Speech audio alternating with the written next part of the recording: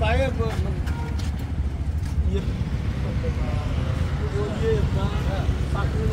आले काय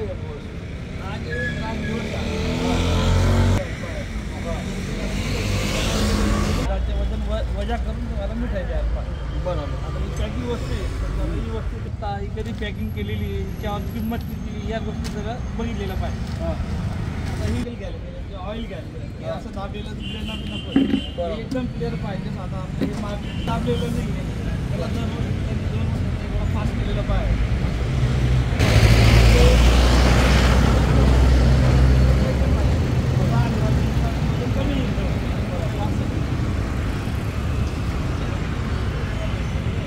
राष्ट्रीय ग्राहक दिवस आहे, तर या निमित्ताने लोकांना वजनमापविषयी जनजागृतीसाठी स्टॉल लावण्यात आलेला आहे.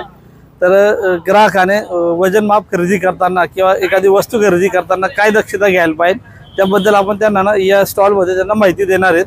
समजा एखादा कस्टमर मिठाईच्या दुकानात मिठाई खरेदी करताना त्याने बॉक्सचं वजन मायनस करून मिठाई घ्यायला पाहिजे. वजन काटे समजा भाजीपाला घ्यायला गेले तर वजन काटे पासिंग केलेले आहे की नाही, पडताळणी केले का नाही, त्याची दक्षता घ्यायला पाहिजे. एखादी पॅकिंग वस्तू घ्यायला गेले किराणा दुकानावर तर त्याच्यावर पूर्ण डिक्लेरेशन कंपनीचं नाव, पत्ता, किंमत, पॅकिंग तारीख, कस्टमर केअर नंबर या गोष्टी आहेत त्यांनी ते तपासून घ्यायला पाहिजे. आणि शक्यतोवर अशा वस्तू ज्याच्यावर पूर्ण कंपनीचं नाव, पत्ता, पॅकिंग तारीख या डिक्लेरेशन असलेल्या वस्तू कस्टमरने विकत घ्याव्यात. ग्राहकाने समजा वजन काटे पास केले नसले तर 12-23 कलमानुसार आम्ही त्यांच्यावर खटले दाखल करतो. हे PCR पॅकिंग वस्तू जे आहेत त्यांच्यावर कधी समजा किंमत नसली, पॅकिंग तारीख नसली, कस्टमर केअर नंबर नसला तर आमच्याकडनं त्यांच्यावर खटले दाखल होतात.